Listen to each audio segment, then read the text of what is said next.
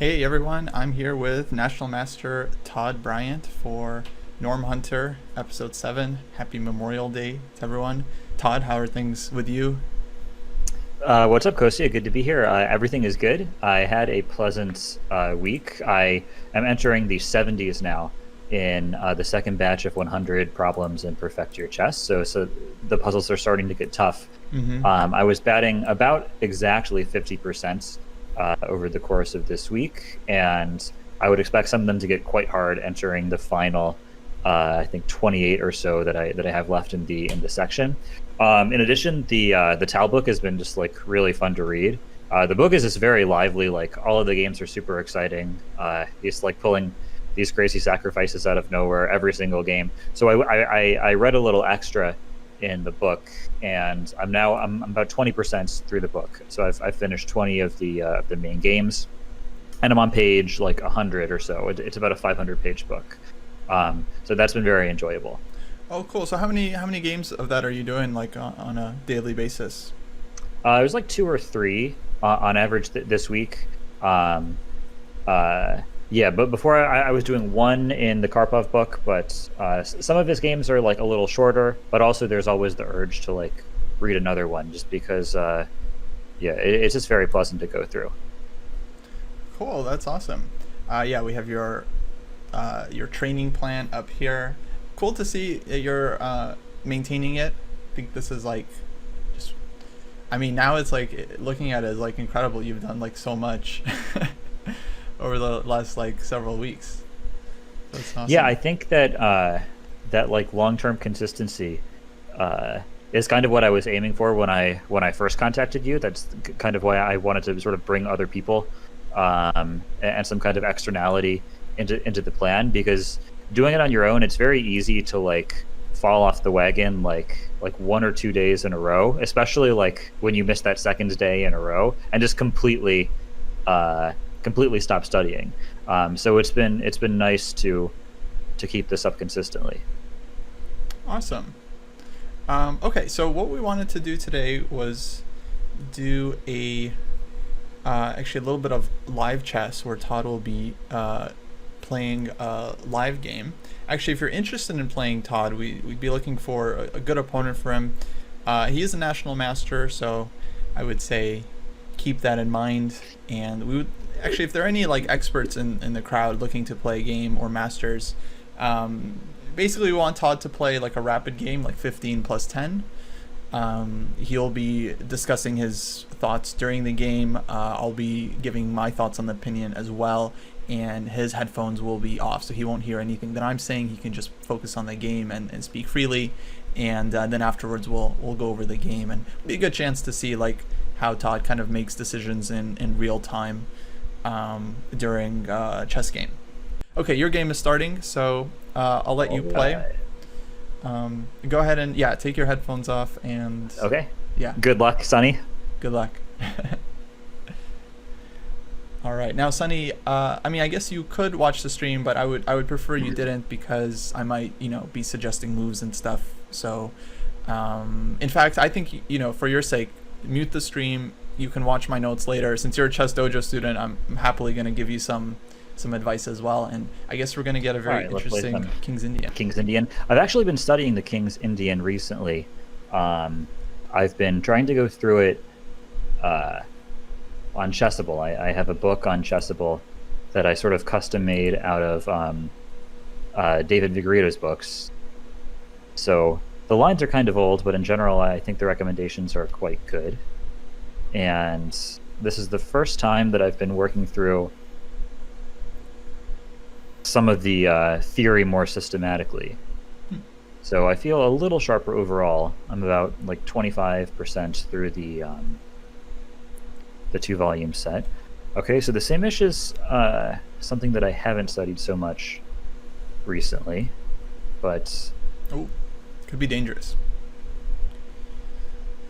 Samish is I have sharp weapon. generally some kind of feel for, unless they play bishop g5 on move 6, in which case I get immediately confused. But usually they play bishop e3. Okay, we'll see if Sunny's listening to the stream. All right, he's not. So I play the Pano system, so knight c6 and sending a6. Oh, interesting. Yeah, this system I think is kind of underrated for black. I mean, not a lot of players play it, but when I was looking at these positions for white, it's not easy to really prove an advantage here. The positions can get really Queen complicated. e2 or knight e2. Even if the Our engine normal says moves white is here. better, it's very I hard to play prove over a real game. a6. But I think it's a very practical choice for black because white doesn't, in my experience, white doesn't really study this one too deeply compared to the main And there's lines a with line c5 here and e5. that I've faced a lot. But which often confuses me, where they play rook c1. It was recommended in a couple repertoire books, I think. I think that Kaufman recommended it, and actually Larry Kaufman played it against me. Like in 2013, 2014. This is a line that I've faced a lot, but I often get confused by the move order. But I'm pretty sure it's knight e2 and rook c1. Okay, so he plays this move. So bishop d3. Yeah, okay, so he thinks for a minute and then plays bishop d3. Bishop d3 is usually a bit premature here because it gives up control of the d4 square. So this is why knight e2 is played sooner. So I think that now I can just go e5, d5, and knight d4. And I'm just going to do this quickly because this is generally... Yeah, he's absolutely right. The main move in that position is rook c1. There are other moves, but bishop d3, as far as I know, is not really a move. And this seems like a natural way to take advantage. Because usually black is trying to play e5, knight d4, but the problem if they play, for example, white bishop plays knight c2 e2 to attack the knight, we can go like knight d7 to just reinforce the knights. I guess this is kind of the key point. Yeah, knight g2, we can go knight Depending d7. on the position, c5 may be possible. Like if they play bishop c2, we can possibly play c5. So this is a line right away, maybe bishop c2, c5, and if the takes, they can't take twice on d4 because of knight takes e4 with a discovery. Yeah, typical trick. Actually, I'm pretty sure I can make moves without either of the players seeing, because they're playing the game. So it'd be very weird if they could see my arrows. But yeah, he's saying that black has ideas of playing c5. And actually, even if the knight on d4 was kind of hanging, like takes, queen takes d4, black would have knight takes e4 in that position. All right, so he plays knight e2 right away. Queen e4, rook e8, and now and there's a choice between knight d7 and also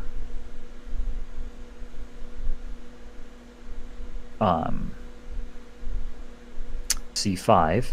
So c5 takes, bishop takes d4. Yeah, that's right. Todd has his headphones plugged in and he's taken them off. May not quite be working.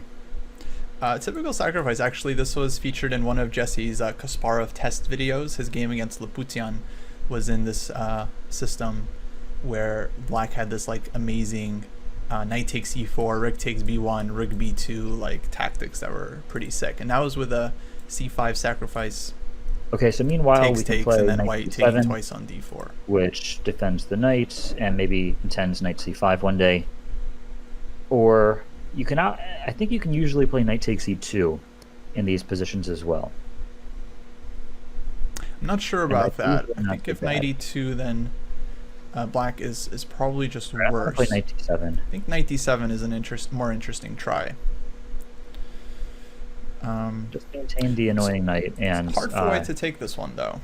f5 might be a possibility one day. Because we can't take with knight. If bishop takes, we're giving up really important dark squared bishop, and at that point, black can even give the d4 pawn and have a good position. So actually, I think this pawn is very difficult for white to really do much. Black will just play like knight c5 after that, and just f5 and have like a ton of play.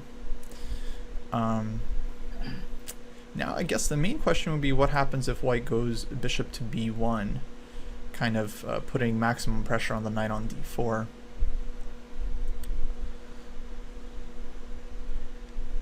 then black might be forced to take on e2, but that would be a much better circumstance because bishop on b1 is going to be misplaced, just blocking the rook, and white will need to spend some time getting it out. So that might be just a better version of that.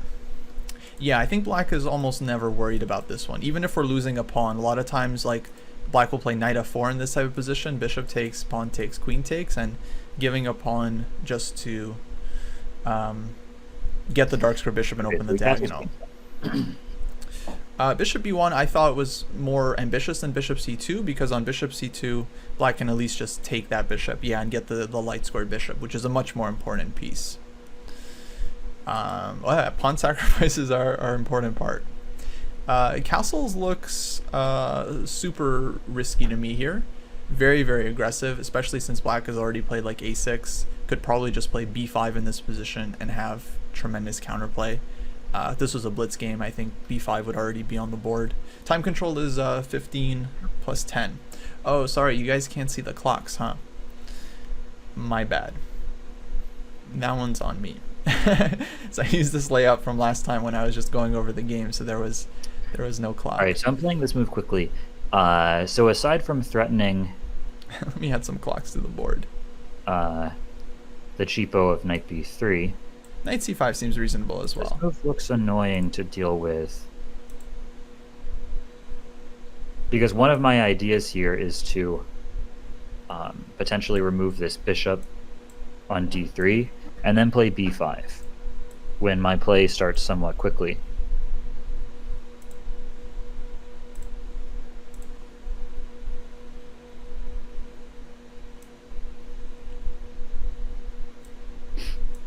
It's not very easy for him to remove this knight. Knight takes d4 is running into a fork. Bishop takes d4. We can take the knight has no good retreat squares like knight b1. We play something like knight takes d3 and b5. My layout is so scuffed. All right, now we got the clock times. Most important thing.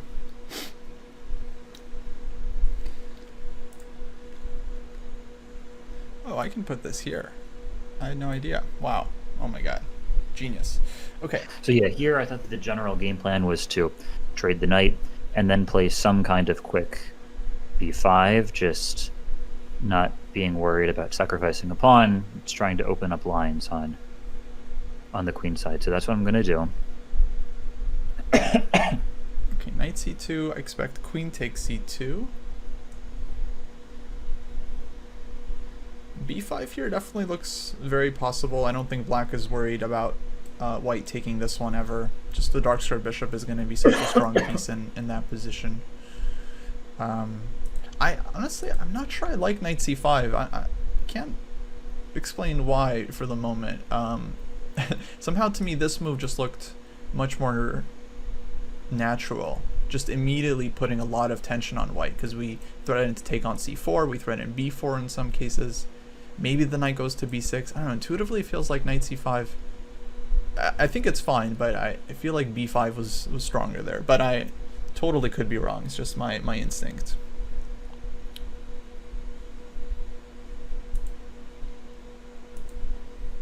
Yeah, I'm hesitating a bit because of the idea of b5 takes. Yeah, in fact here, I mean, we would happily play b5 if it was sacking a pawn, but here it's not even because the a2 pawn is always hanging. So this is a common theme. But even if the king was on b1, I think b5 would 100% be worth it. Because we're just getting all of these open lines against the king. Now this is one of those situations like if you can give up a pawn and open up a line to the king, a lot of players would just give the pawn, like take the pawn. Do you want it? Have it. You know, they would just put it off the board if they could, because the open file is just more important for the rook in many cases. So this b5 sacrifice is very natural for that reason. Actually, I didn't quite catch what Todd was calculating here. I'm wondering if he's worried about bishop takes c5 or what exactly. Pawns are not people. Exactly right, Archmage. That's it's a Jesseism. Cryism?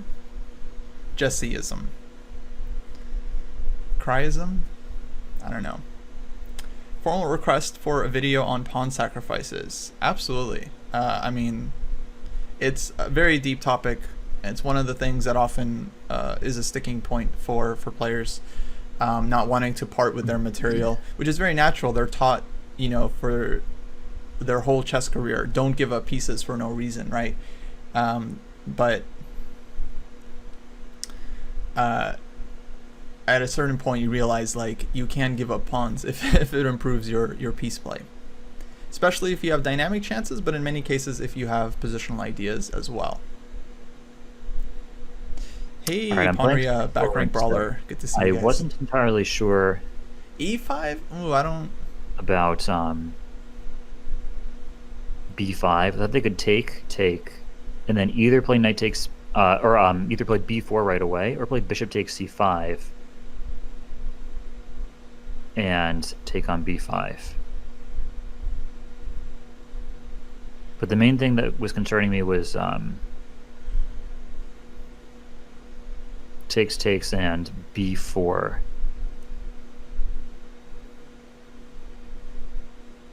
No, I don't. Yeah, I think that's. To me, that doesn't look like a reason to reject B5. But we'll talk about it. I mean, yeah, I think this is kind of like a positional idea. I mean, it happens in certain cases, like H3 Knight Arf, or H3 King's Indian. We often see this kind of plan, but there black is usually kind of slow with playing B5 and usually doesn't get it. Yeah, so now his kingside play, he definitely gained some time for it. But honestly, I don't know. Maybe it's just my King's Indian bias. I feel like black's position is still absolutely fine. And arrange B5 one way or another. We had the pawn on A6, Todd. You could have played B5 right there. But I think that I won it in almost every line.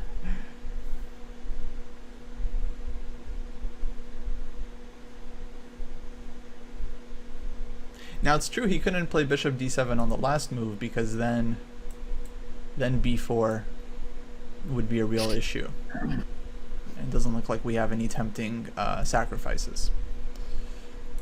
So we couldn't play bishop d7 here, but I think b5 or even rook b8 I think was absolutely playable.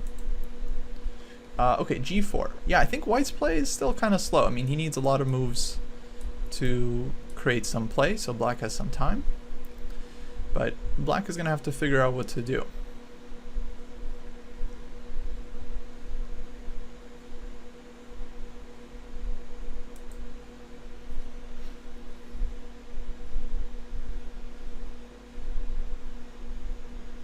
Hey, GM Hikura. Good to see you.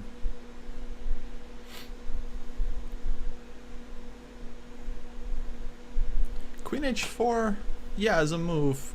But I never fully trusted. I mean, we definitely would need an answer to so yeah, now the idea Queen of h5, D2. h6, g6, and Queen h2 is definitely a significant threat. Maybe we can do this or this, but it I played gets a little h6, he has the suspicious. idea of Queen d2. H6 is possible, but after h5, g5, knight g3, it is kind of a shame to give up the f5 square. No, I haven't seen Dr. Man in a little while, but I haven't been streaming that much either. And it's not so instantly deadly. The idea is that h5 is met by g5, g5 is met by h5.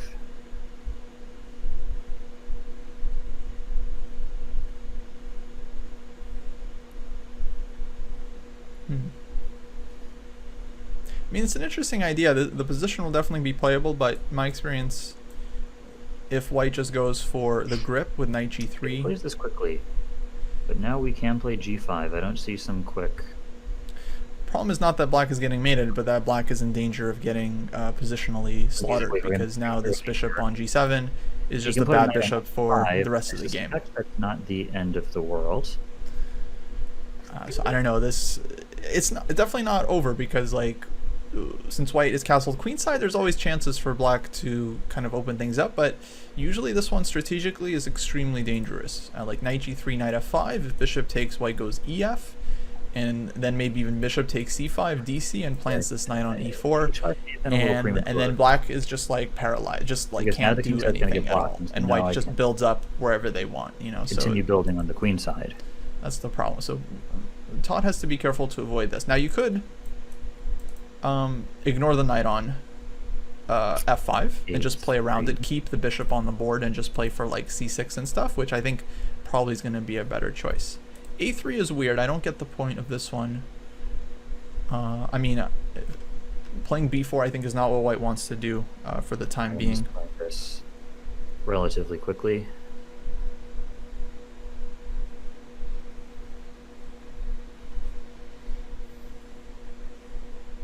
Yeah, Todd is playing live. And also trying to take advantage his headphones are off, so he can't hear me.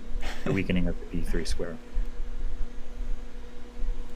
a4 definitely feels correct from black's point of view. We get knight b3 now. We get knight d4 possible. I think a3 is really strange move. I mean, if the idea was to play b4, white can do this at any moment. He should have played like knight g3, knight f5 first to see what black is doing. Maybe even take on c5 at this moment, at some moment, because now black's two bishops are going to be extremely passive. So again, I want to arrange. And then in the future, like a3, b4. What do you think about knight g3 and swooping the king over to g2? I don't know if it's necessary. Whether I it's give possible. Up the pawn or not, or I can play queen b8. Oh, he takes on c5. Okay, dc. Knight g3. Okay. Black is probably worse here. So I think taking on c5 actually is a good decision at this point. Otherwise, knight b3 check, we might not get another chance to trade off this knight.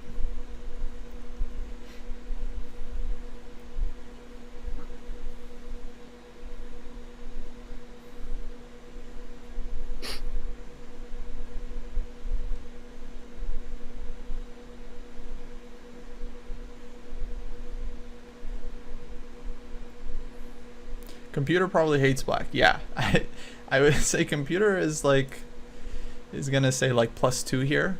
I think in practice it might not be that bad, but position is closed. Maybe it is that bad. I'm not really sure, to be honest. Okay, I mean, so I'm knight f5, kind of I think the thing to do is ignore that sucker knight. for the two bishops, but this one is really passive. But okay, this will be instructive. I mean, I don't think Todd was gonna learn much if he just crushed his opponent, so kind of happy that he's getting a pretty challenging game here. The a4 pawn can become very weak for starters, but also white is this kid Sunny, who is about I'm not sure what his rating is, but I think he's like 2,000, 2,100 or so. Continue punching away on the b file, but pretty sharp also kid, pretty fast and quick, tactical. It adds some defense to d6. Right, so this is what we're going to do. Okay, queen b8, interesting. I wonder if knight f5 he is planning on just ignoring it. Alright, so now we avoid taking this. We do have to keep an eye out for like various breakthroughs, like a 4 if d6 ever works. D6 is actually kind of hard to imagine because black always just goes c6 and restricts, takes control over a lot of these squares, and then everything gets b5. So I think white has to be super careful about playing d6 at the right moment. Black, I think, maybe just goes rook e8, just avoid knight e7 check, prepare to put the bishop on f8. Actually, Naka plays a lot of these positions where he has his horrible bishop. He just puts it on f8 and just ignores the knight. Okay, guys, actually, I have to leave the stream for a sec. I have to like sign for a delivery. I'll be back in 3 minutes or so. If the game finishes for some reason, just let them know that I'll be right back in case they're confused. But yeah, hopefully the game will still be going. BRB.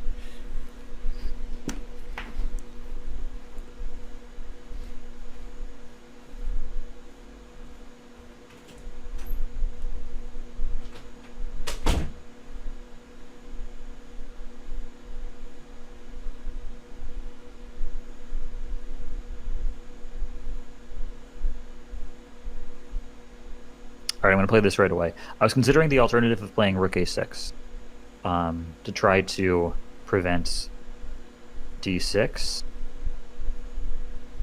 But I thought that he might be able to play something like queen e2. And it was hard to get another another piece on b5 there. So I thought perhaps it was more important to open things up on the queen side right away while I can do it. I was concerned about c takes, bishop takes b5, and then d6 immediately.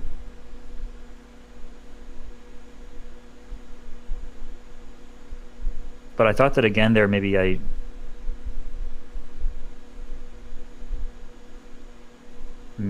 I ignore the pawn in some way, rather than like playing takes and inviting his knight into d6 square, where it comes in with tempo. Like I thought maybe play bishop c4 here.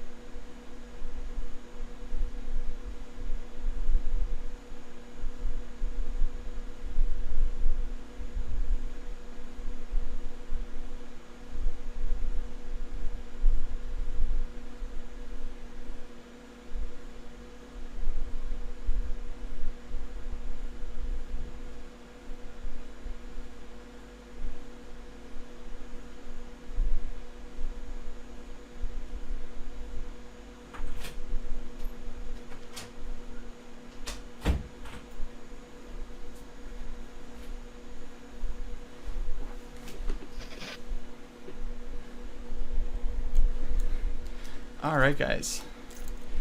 Sorry, I'm now back. So what's going on? What did I miss? Oh boy, position has exploded. Can you guys remind me what did Todd say while I was gone?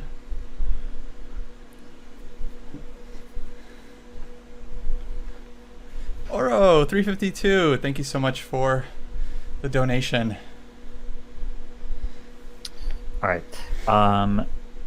So bishop z4 seemed to run into trouble against takes, queen takes c7, and knight takes a4. It means a lot, actually, that people enjoy the work, the articles, and the videos. So I do really appreciate it. Oof. Okay, let me back up here. Right now. It is starting to look ugly. Because black is just down a piece. And bishop on g7 is really a big problem. I think bishop c4, but then maybe... okay, b5, I think... I was thinking bishop what c6, else are you going to do? Wait, sorry, I'm getting confused.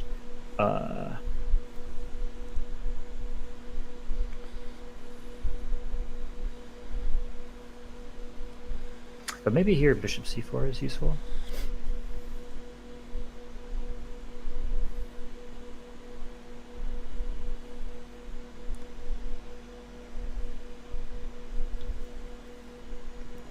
It's a tough position. It's definitely not over yet, but it's very tough. I'm struggling to suggest the move because to me it's like everything is losing. Maybe rook a6. I think we have to trade this rook off. I don't know. We lose the a4 pawn. This one's tough. I mean, we don't want to lose this guy. I guess we could go king h7. I don't see what's okay. This wrong is with officially this bad. Playing this move to defend h6. Nice, nice. This hangs the a pawn. That's okay, Todd. That's okay. We don't need it. I don't think the position will be saved if white finds a way to not, dominate with like knight d5. If white doesn't like dominate the thing with knight d5, then I think that the bishops will always have a chance as long as we have some heavy pieces. We have open lines against the king. Pawn drop. I can try to cause Extra a little pawn, trouble. I think is not. Maybe if lines are open, it's not good. The positional struggle is much more dangerous to me than having the extra pawn. Resort to plan F, flagging. Losing h6 was... I'm going to use that, plan F. This, though, so... Yeah, sure we definitely rather give up the a pawn than the h6 pawn. Alternative. Now, we just try to develop however we can. Maybe queen b7 here, rook b8. Just try to set up actively. Again, I think black should really try to get bishop f8 in if we can, This move because now? we don't want Possibly defending c4. Just try to be as annoying as possible here. we don't want to Queen just c6. leave white the option to always take on Queen g7 d3. whenever they want to, because at a certain point the position might collapse on the dark square. So that's why I think the bishop should go to f8. Bishop d3 and c4 though is really interesting. I like And this if rook d1, there's as a c4, try. and it's not that easy to Yeah. chase my bishop for the time being. Actually, it might be easy to chase it with b3. I don't know, maybe rook c8 there, and it hangs a rook. No, b3 I don't. Or b3. B3 I'm not really afraid of here. Takes, rook takes d3 is a concern. Maybe we should be, actually. I don't know, somehow. Somehow it doesn't feel like the most dangerous move. It'd be nice to go rook c8, but we can't. I guess we could go... Actually, not really seeing a great move. b3 might be really, really bad. Thanks, Infernal Kush. I did try to be objective. I think I don't want to talk about it too much on stream because I want to focus on the game, but I think people just like, this is the first time they've seen 30 seconds of Ben Feingold, and yeah, they're just like just taking him like in the literal sense and just like getting offended. I think there's tons of people that are just kind of seeking the drama out and kind of relishing in it, you know, just wanting to attack others and be argumentative. Especially some YouTubers out there, especially like on the gaming side, are, you know, they're like making these videos just to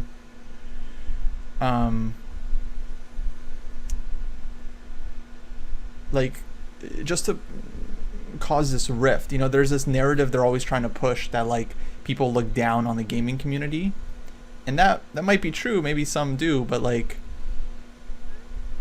they're always like using this to like rile up their viewers and just get more views. They're like, oh, this chess guy's disrespecting all gamers, and then of course everyone just goes crazy and then like starts attacking him. And now Ben is like getting death threats on Twitter, and is like, you know, his wife is getting called names. I mean, it's like, you know, people are mad that he insulted XQC's fans, but then his fans go and like say 10 times more disgusting and toxic things than anything Ben said. So like, maybe, you know, you guys should be looking at that. Anyway, black's position is tough. I'm talking about this because I don't know what to suggest for black. That's really the main thing. Knight d5 is a nice move. I think it's... Can we play rook e8? Tactically, looks like we might lose there. Actually, I didn't see anything wrong with rook d1 and b3, though. This might have been very strong. Not just to take the pawn, actually, but the fact is, after we're taking, I just don't see a way to save the bishop. Maybe I'm missing something concrete. I think there were serious thoughts of playing like... maybe rook d8. Maybe rook d8 just to 7 and then hold on. bringing the queen on the Bishop rank. f8, and then we hold. Actually, that... It's kind of threatening everything. That's not too... Like knight f5 and takes h6, and... It's not too dangerous, I think, for black. Oh, let's Queen go back to the f6 game. was a threat in some lines. Knight d5. This is attempting to queen bail a8. out, but I mean, I'm bailing out into an ending where I'm down a pawn and... yeah, rook c8 we would love to play, but knight e7 is pretty always the serious problem. trouble. That's right. Pieces are bad. Okay, we go for this endgame. I would have wanted to keep the queens on the board, to be honest. So if rook e8 was playable here, or what was the issue with c4? Could we just play? Not sure if queen a8 was really necessary, but okay, now he's low on time, so time is going to be a factor. Bishop c4 looks like it was Knight b6. getting forked. Maybe not. I had some check. Rook d8 check. Yeah. But I thought also rook c1, like it was too dangerous. Yeah, bishop a6 is right. Bishop c4, the bishop is just a target. But now knight c7, white can trade off this bishop. Maybe he should have, actually. All right, I might as well. Oh, play but still bishop rook d8 check. Sorry, that's not good. Okay, bishop f8. That's good. Now knight f6 is almost mate. Actually, one of the Gelfand Anand games ended with this kind of checkmate, where white got the rook to the 7th rank, and then there was like no stopping rook h7, kind of importing mating net.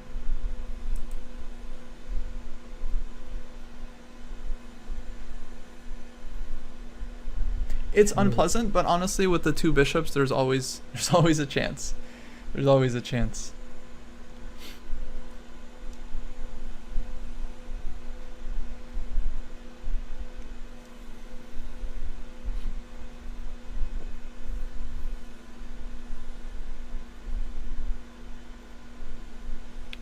I feel like this move almost gives a glimmer of hope that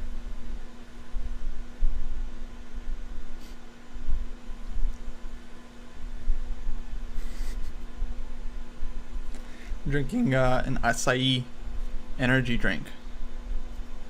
You know these guys? Jungle Love. Classic.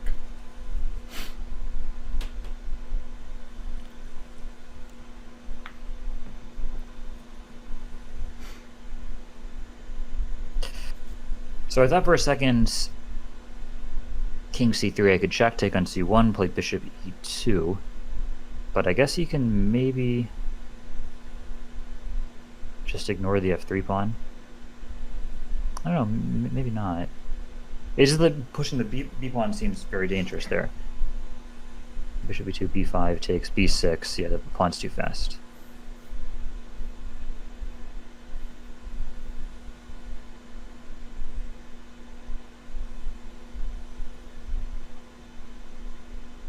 Oh, so king c3, maybe bishop e2 right away. Isn't so simple.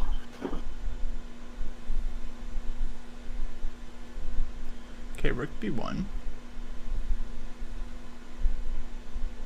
This is not such an easy conversion for white because he has to push this pawn to win or try to get some breakthrough on the king side. But if he doesn't leave his knights kind of like super active, black's bishops can come out. I mean, bishop c5 is technically a move here. I don't know if it's any good, but it is a move.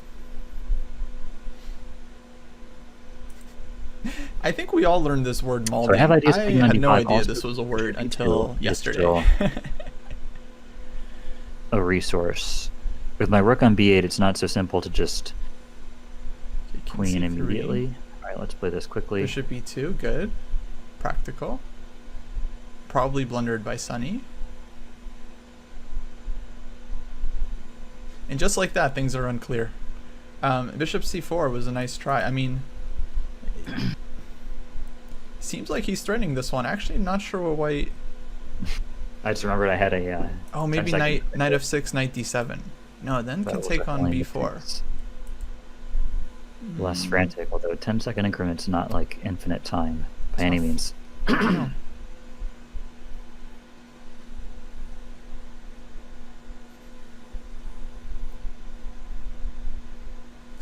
So now it's very hard for white because now it's going to get sharp. I'm not even sure white is better anymore. It's like all the pawns are falling. So, yeah, this is what I say. I hate to say I told you so, but like... yeah, I don't think this position is... the bishops, they always have a chance. Out of the woods by any means. Okay, king so now we d2. take... Could repeat the position, but that seems wrong because, of course, white should have a better move than king c3. Wow, can I not take? That would be very annoying. What can I buy with my 10,000 dojo gold? I don't know. I actually haven't looked into that. Do you guys... are there not any options for how to, you know, spend your cash? You can, like, highlight your messages or... I gotta look into that. We'll have to think of something. Hey, Grizzhog, thanks for following. Ooh, can you buy emotes? Because we got emotes coming up the wazoo. We have so many emotes in the pipeline, guys. You don't even know. Maybe 30,000 can play a rapid game versus you or Jesse. That's fair. I'll have to look into set it up. Because of king e3, and I can't take either pawn because I lose a bishop to a fork, and on bishop g2 he bishop had c4. like king f2. Wait, what happened? And Why didn't he take? Whether I could stack a piece for 3 pawns there, but he ends up with a piece for 2 pawns, and my bishop is bad, and I just don't believe. Oh, king e3. That's okay. Wait. Oh, g4 is not hanging. There's knight f6 check. Bishop is trapped, guys. We're all wrong. the bishop would have to go to g2 and then rook g1. Or even king f2, because the e4 pawn is also poisoned. This is not great because I don't think the bishop takes d5 and takes on b4 is a threat because the d pawn is so strong at the end. I mean, also h6 is hanging. That's a nice find. It's good that he's staying concrete. I feel like our commentary here is being a little bit relaxed, but Todd is staying focused. Looks like a nightmare. No problem, Mikhail Tall. NORMHUNTER is a show where it's the first time we're doing this. I mean, we're on episode 7 with Todd. Basically, Todd has a training plan that I helped him come up with, and this is a weekly show where we review if he's been doing his training, like solving puzzles and going through games. And then every week we do a little bit of like a chess type of class. Sometimes I'll have him solve stuff. Sometimes we'll go through some of his games. Today we decided to do like a live game.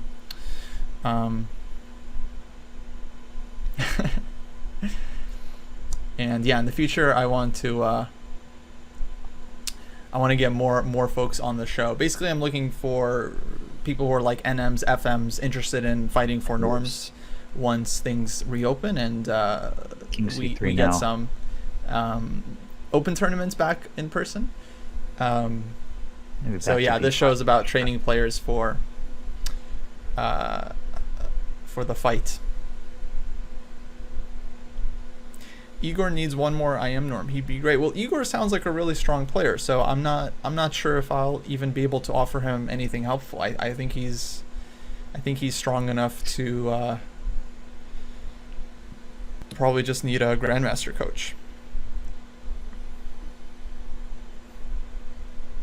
I mean, there are definitely lots of great international master coaches out there. Dvoretsky was not a grandmaster, but I'm not like proven enough that I can just work with like a random FM and like turn them into a GM or anything. I haven't turned any players into a GM, so.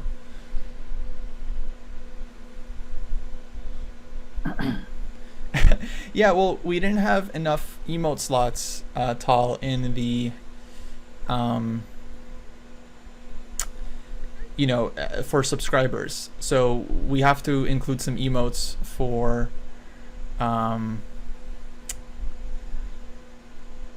bits, bit goals. So if you donate like 1,000 bits or something, you get the Tall emote, and hopefully there's going to be more.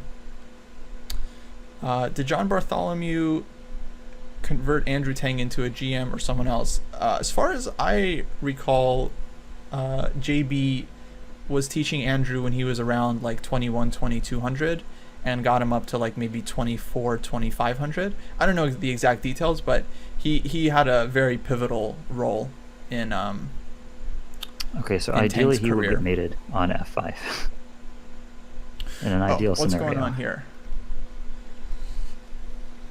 K1, bishop c6, rook a6, take. I have a feeling that's not going to happen. There are other like cheapos in the position also, like if rook a7 that loses a piece. Nice. Rook a7, rook b3 check. Okay, Todd is showing his tactics here. Actually, this one still feels you can't play king e4 right away. Very dangerous because white just has a super strong pass pawn. King is better minor piece. Oh, wait, almost everything is in white's favor here. I actually have a trick there.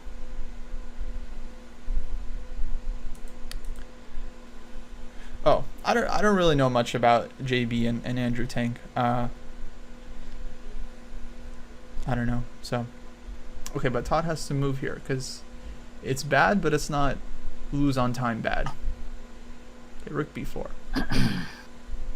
Yeah, what else to do? I mean, that trap with try to play rook d4, keep the king active at bay. I think, as far as I'm concerned, that's probably the best black can hope for right now.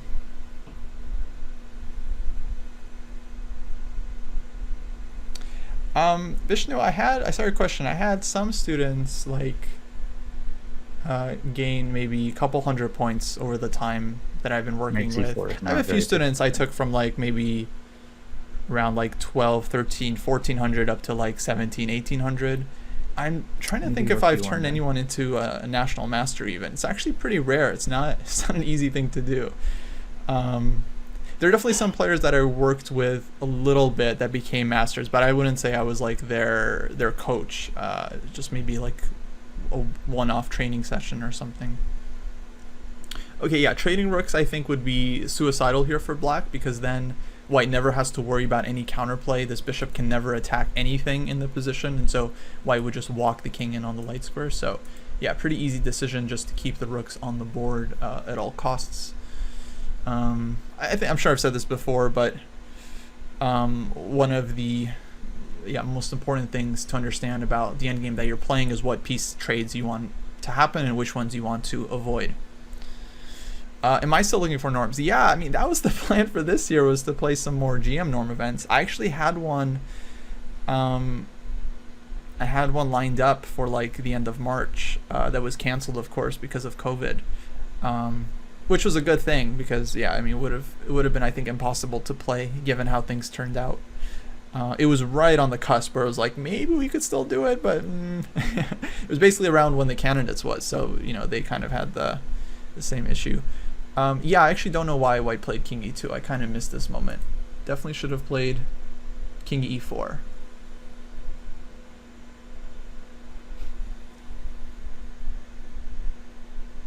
Okay, f6 is a concession, but what to do? Pawn was hanging. No, pawn wasn't hanging. Maybe he could have... This is such a hard position to play. If you have to go like rook a3, you're just banking on that this is hanging. It's not easy, but f6 is a big concession now, because white can even walk the king to g6 and put the rook on c8. Okay, knight is obviously hanging, so we can't just do this, but maybe I would just start with rook c8 here. King f7, I think we can throw in this check. Should be winning for white. Knight f5 also looks quite strong. Okay, rook b6. Well, kids definitely improve really fast, but it's not that easy to find, like a super talented kid that's also willing to work hard. Most kids that I've worked with definitely have a little bit of like talent and aptitude for chess, but to them, chess is not really their main thing. Chess is like a hobby, something to put on their college application. And so they want to get better. They really enjoy the game, but it's not like their number one priority, as I think it kind of has to be if you really want to just, I think it's not an accident that a lot of America's top juniors were homeschooled. And I think they were specifically homeschooled so that they could focus on chess.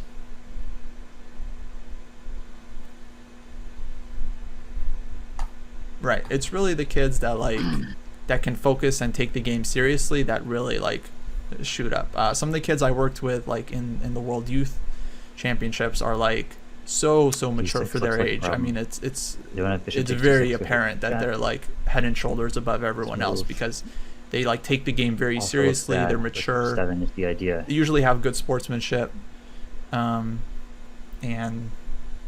yeah, overall they're just very strong players. They take the game very seriously. They don't make silly mistakes. For the most part, obviously there are exceptions. Might work, I guess. Rook c6 now. Rook h7. There's a trick. He gets the h-pawn at the end, though. It's not looking great, but it is nice that white's king is cut off. White was not really able to fix this problem, and now white is also down on time. So at this point, I mean, of course, anything can happen.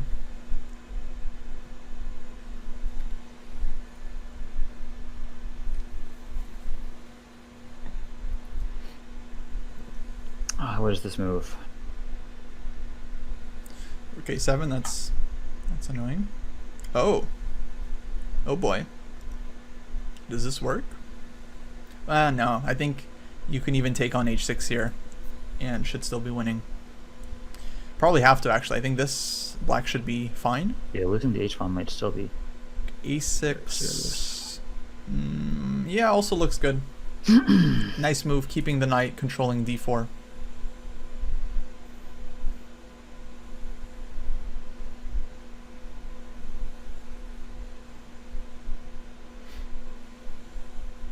Is Mishra the top U.S. talent? Yeah,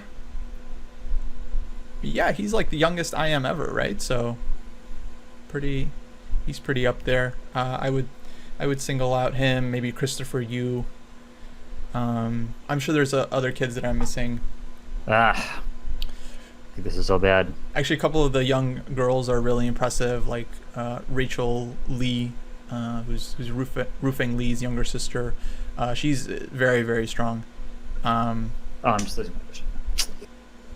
And also there's this other girl from the Bay Area, Omya, who's won some medals already, and also almost, I mean, basically neck and neck with Rachel, and a very, very strong player. That was too Okay, bad. We looks had a like glimmer of hope for a second, it seems. I mean, now this is just we a did, loss, but I think. this one I think was tough. I think White Very could also easily. just take on h6, and this h-pawn would Yeah, have you can been repeat to gain a little bit of time on the clock. too strong. I mean, Black can definitely make it somewhat annoying for White, but yeah, should be a pretty straightforward conversion. Alice Lee's also very talented. I saw her. I think she won the gold medal last year, if I'm not mistaken. Hey, Caden, you know, maybe next time, because we are only going to be streaming till about another 20 minutes or so. But for sure, actually, if you were around earlier, I was literally just asking the chat. You would be a good opponent. So if you want to actually set up a game, maybe we can do something for next week. Maybe.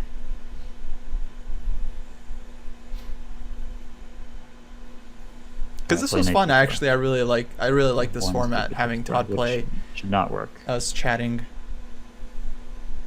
Yeah, we can set up a game for next week for sure.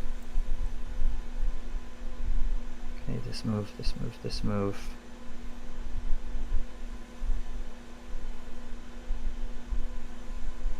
Just message me on Discord, Caden. Yeah, I'm not really threatening anything.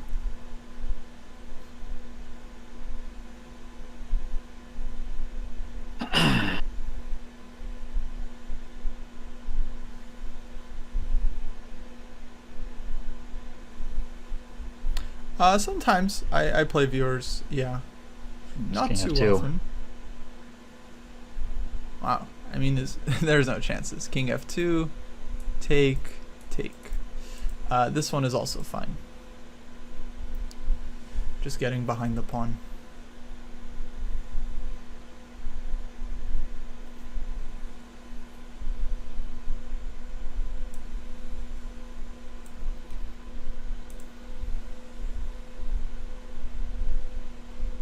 Todd didn't pray hard enough. Yeah, sometimes you got to h6, and I think that I resign in 1 or 2 moves. You gotta just try hard. You gotta just pray harder, you know. I think, yeah, he could resign at any moment now. White is just very, very comfortably winning here. Very wide margin. Rook f6? Why rook f6? I don't really get it. Just push the h-pawn, Sonny. What are you doing? I don't understand. You don't even need the knight to win this. Your king was cut off on the back rank.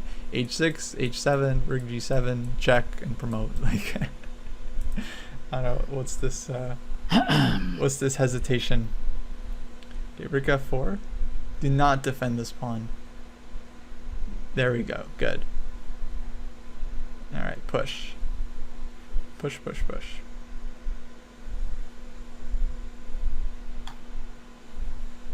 All right. That was a tough game.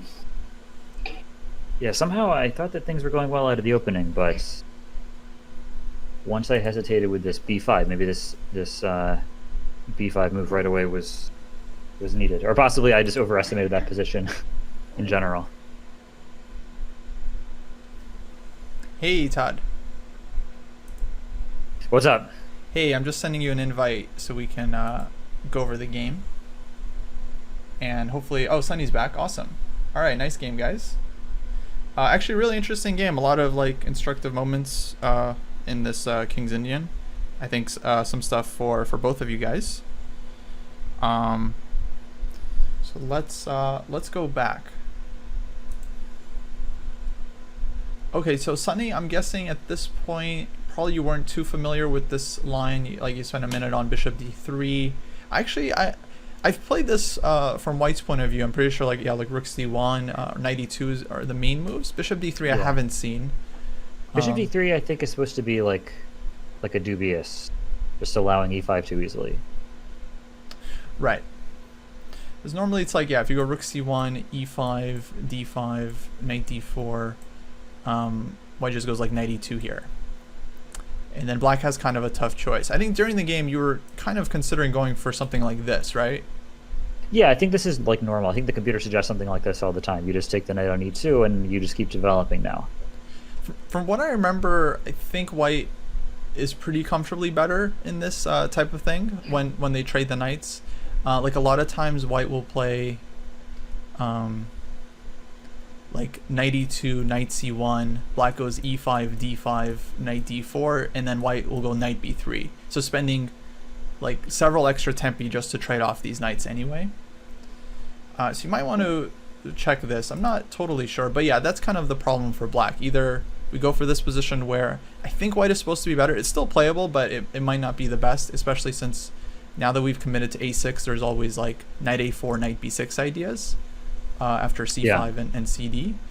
And then the other option is to play like this Kasparov type sacrifice, which is playable in many cases, but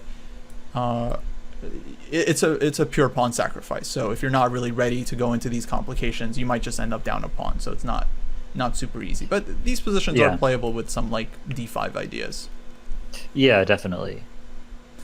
But okay, let's see. So first moment I thought was, let's say, up for question. I liked knight d4. I liked knight d7, castles. At this moment, I made some comment like if it was a blitz game, I probably would just play b5 immediately. So take us through this. You were definitely considering b5 in these positions. I don't know if how seriously you were considering it in this moment, but do you remember what you were thinking here? Yeah, I think I just wanted to bring something to the queen side. I guess intuitively, maybe I didn't think that clearly about this decision. I wanted to bring something to the queen side and like get my bishop unstuck before like making a pawn break there. So I don't think that I considered b5 immediately. It just felt like I had to prepare it somehow. And also, okay, I was tempted by like the fact that I can play this move with tempo, and then I can play b5 later. Mm-hmm. Yeah, I think what you get in the game with bishop c2 takes, to me this looks like black is at least okay. I would maybe prefer black, but I'm a King's Indian player, so I just feel comfortable here. But yeah, it felt like b5 is a chance to just blow open the game, because normally white is almost never castling queenside in this system, because it's just like black just has too much play. White is almost always going kingside here and just trying to play for like the space. So yeah, this one I not really sure, like, because a2 is always hanging, but even if it wasn't, I think we're happy to just give the pawn, Benko style. And there are maybe some moments where the knight can go to b6, so this is the only kind of nuance. Yeah. But to me this looks very pretty good. Yeah, just annoying. Sonny says he was scared of an early b5. That's fair. Yeah, for you, Sonny, I think castle's queenside here is way too ambitious. It is an idea in the f3 Samish, and I'm sure you're just not super familiar with this situation, but yeah, in this line I think it's just a little bit too risky for white.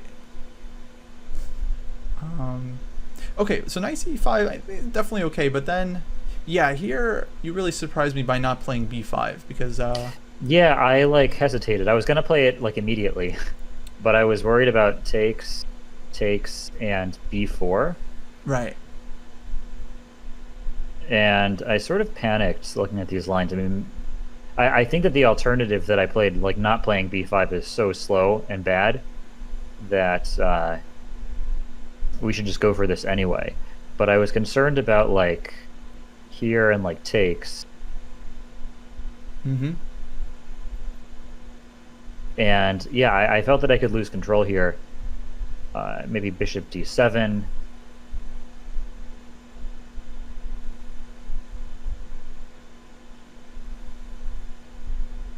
Something like this. Mm-hmm. But I don't know, even this is preferable to the game, because at least I've blown open the queen side. Like we've given up a pawn, but this is better than just giving white so much free time to go ahead with his kingside play.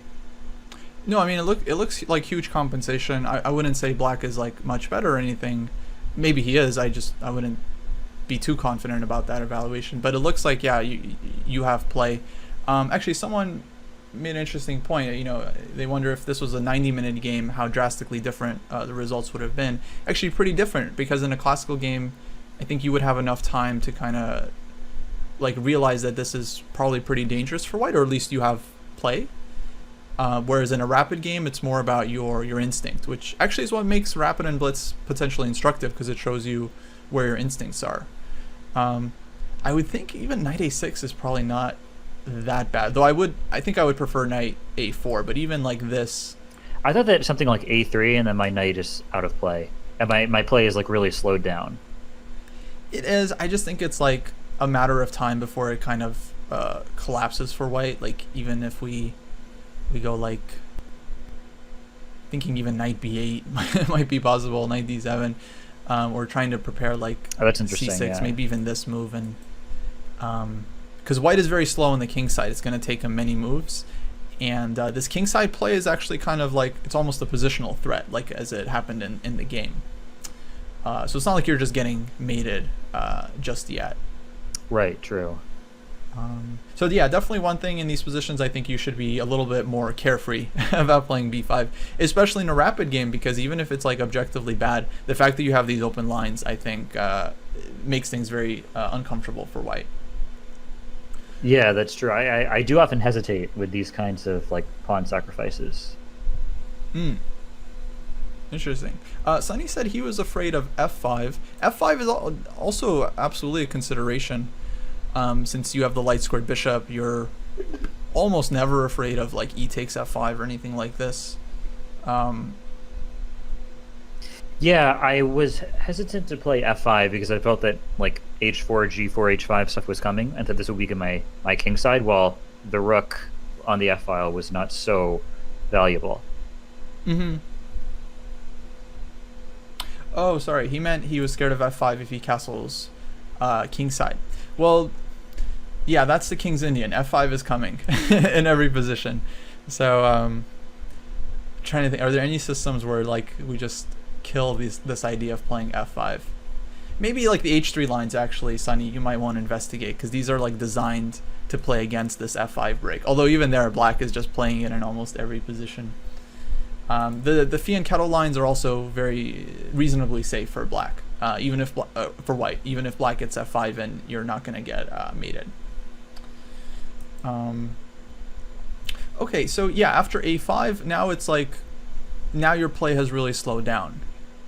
Yeah, a5 is, it's almost one of those decisions where like you look at something and it doesn't quite work out, and then you like jerk the steering wheel and make some other decision quickly, and it turns out much worse. And that was kind of what happened here. Yeah, it's a rapid game, so you just have to make a move and go.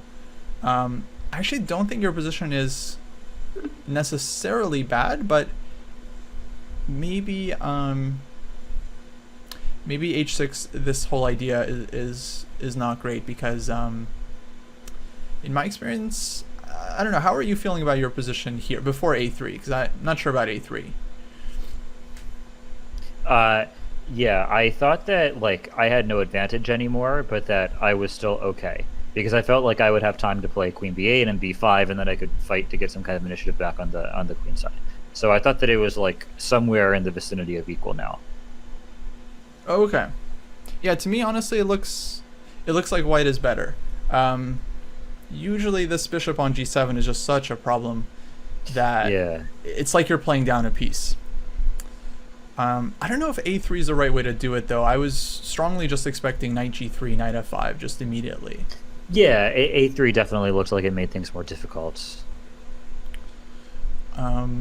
But actually, I mean, while white got in the game, taking on c5, knight g3, this also felt very unpleasant. Yeah, the knight was kind of my only active piece, so eliminating it made things difficult. And now, like, I have to worry about all these queenside pawns sort of forever. Right. I guess, yeah, so here I was already feeling like your position is quite difficult. I think the one suggestion I would make is, somehow it feels correct for black to just immediately just play rook e8 as soon as possible and bishop f8. This was my feeling. Not sure if it's 100% right, but the idea is just like you leave your bishop on f8, you control the knight. You're never worried about like knight takes g7 or anything like, like collapsing your position. You cover the e7 square because this knight e7 check was a problem like for like the whole game, like into the end game. Yeah, absolutely. Yeah, this definitely makes sense. And I think the way you play this one, I was mentioning Hikaru plays a lot of these types of positions where positionally he's just like much worse, but it's not easy to actually break through. I think your idea here is just you're kind of waiting for white to show what they have. Because actually if you just don't do anything, it's not that easy for white to break through. Like d6, you're always playing c6 and just covering these squares, and then b5 is actually a stronger threat for you. But by playing b5, you kind of open the queen side for white, and a lot of times this ends up in white's favor because your other bishop is not participating. So it's like white just has this advantage on the queen side. Yeah, this is interesting. I often have a hard time finding these kinds of plans. It's like staying solid and waiting. Mm-hmm. So in difficult positions, I often prefer to lash out like b5 as I did in the game. Right. In many situations, I think you do have to, so that it's always kind of like, you pick and choose what's going to be most effective in the present situation. So I feel like if things were a little bit different, then I would be on board. I would say like, yeah, just b5, whatever happens, you have to open up, you have to try something. Here, if it's like such a close position and at least it's not obvious how white is going to kill you, at least it's not to me obvious what the winning plan here is, then it might be more prudent just to sit and wait, especially with the two bishops that are always kind of waiting for the position to open up. Even in the game, it seemed like you had some chances, like with bishop e2 and all that stuff. Then this seems like the right moment to just kind of sit back and play kind of like hedgehog style, just waiting for an opening. And since it's a rapid game, white has to spend a lot of time now trying to figure out like how to break through, because it's really not obvious. Yeah. Thanks, John Area 71 for subscribing. Now after b5, yeah, here it seemed dangerous as white. I definitely would consider just taking on b5 here, but okay, not necessary. Now d6, yeah, seems to be a lot stronger, that we don't have like this this blockade. Absolutely. So I like d6 here, and yeah, now it's like white just has a very clear plan of what to do. Mm-hmm. Yeah, and it's not easy for me at all. Like it's all my stuff is hanging. Right. Yeah. I liked rook a6. To me, this just seemed like the only move, just to keep the game going. And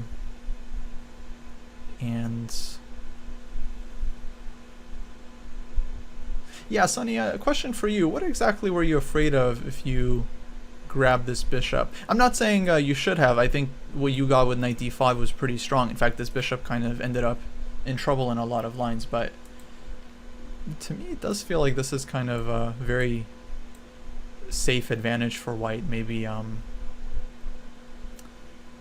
maybe just something like takes, queen takes, rook d1. Yeah, maybe he saw that queen takes c5 didn't work and rejected the line or something. Obviously, he didn't want to take the bishop. I see. Yeah. Yeah, sometimes that happens. You see a concrete line that doesn't work and you get scared. It's still not over, but yeah, it just feels very... actually, there is no rook c8 even. so this oh, was yeah, a rook c8 doesn't even work. Yeah, and just knight e7. Yeah, no, maybe we don't want this, like queen e2 and maybe things get weird, but yeah, it seemed hard. Fair enough. I mean, knight on d5 also looks really strong, and the bishop is under control. So I was just curious mainly. I'm not sure I would have totally grabbed on b5 there or not. Okay, we get this pawn. Bishop d3. Now, were either of you guys thinking about rook d1 here, c4, and b3? Yeah, I was considering this. I was concerned about this. Yeah, we were pretty too. Dangerous. Yeah, because I can't play rook c8, which is really annoying. Yeah. Queen c7, I guess, is running into like knight d5. Right, queen c7, knight d5, and it's hard to find a great move for black. Maybe queen c5, maybe actually... Yeah, I could see how this could backfire for white. Like after, especially after rook b8.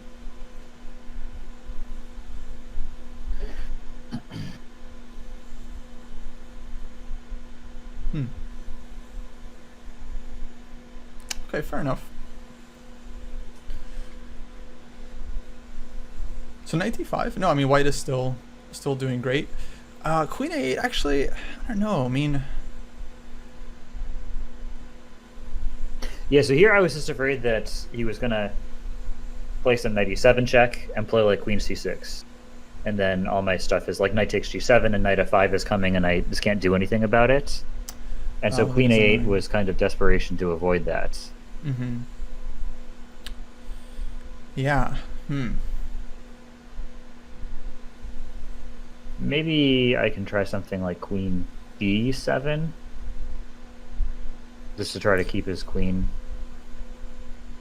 out of my position for the time being. Maybe I have rook b8 ideas in the future. Yeah, if we can make something like this work, I think this would be much more preferable from a practical point of view. I think the endgame was like very nice for white, like really tough. Yeah, it was pretty hopeless because he can just play forever. The bishop's so bad. Right. And yeah, even after white, I mean, it seemed like white blundered the bishop e2 idea. It was still fine for white, just because the position strategically was so good that, like, yeah, tactically it all worked out. Right. C4, yeah, definitely an idea here for black. To me, it doesn't look over. It seems like white has to come up with something. But if we get rook b8, bishop f8, you know, c4, then it's playable. One problem with c4 is that in a lot of lines it allows like knight b4, and maybe he can eliminate the bishop. So c4 is not necessarily so easy to get in. Mm-hmm. I mean, we'll have rook d8. Yeah. But white is definitely better. It's just, yeah, it seems like here it... Queen 8, maybe making it too easy, yeah. I think so.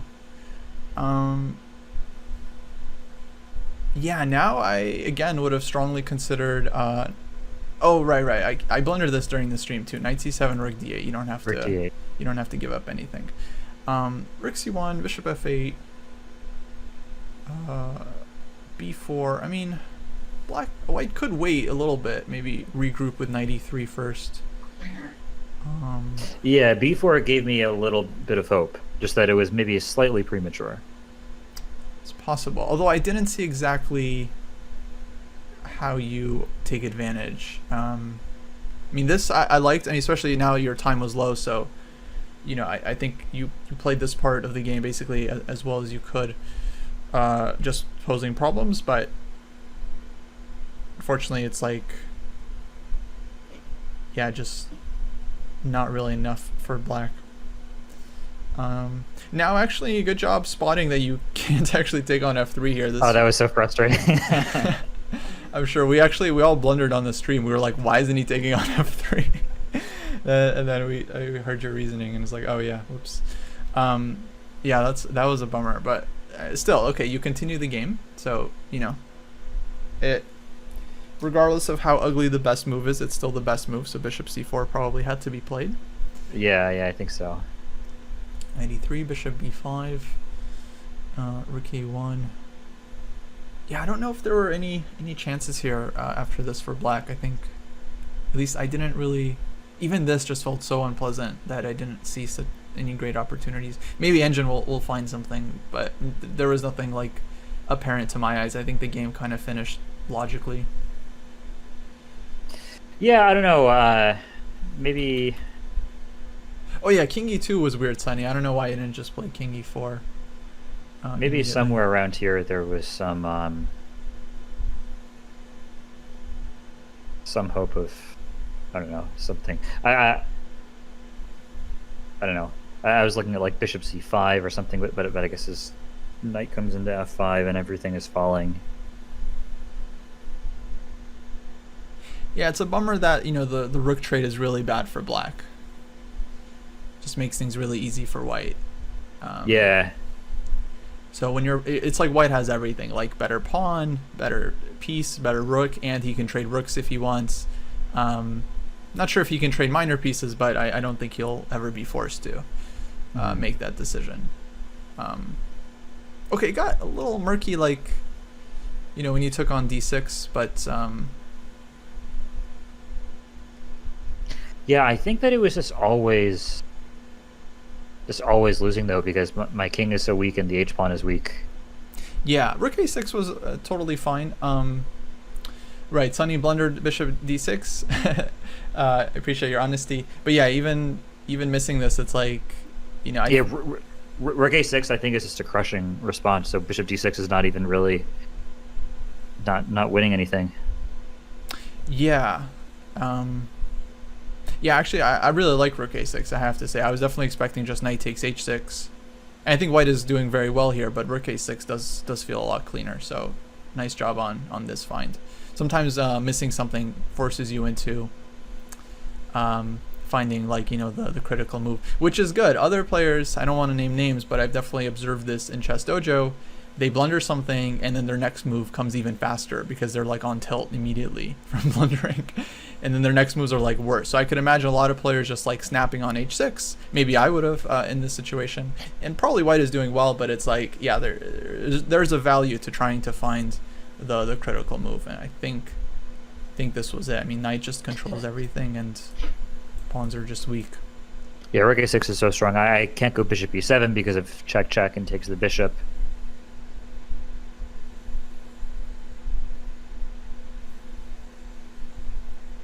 Yeah. Yeah, so I think that this is just over. I mean, maybe instead of bishop f8, which is losing time, I should play bishop f8, but I think that this is just also quite hopeless after takes either pawn. Mm-hmm. Yeah, looks like GG.